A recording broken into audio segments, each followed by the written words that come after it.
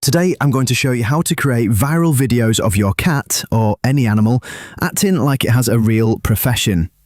The idea is simple.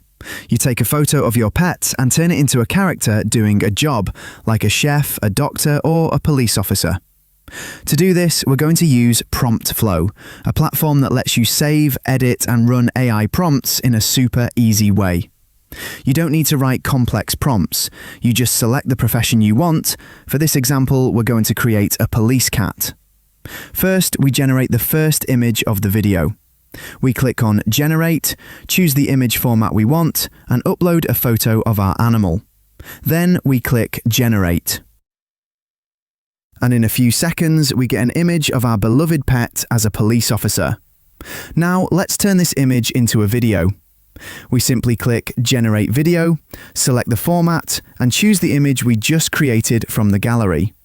Click Generate again, and in a few minutes, you'll have a video of your pet in action. If you like this, hit like, share it with a friend who loves pets, and leave a comment telling me which profession you want to try next. I'll leave the link to PromptFlow in the comments so you can try it yourself.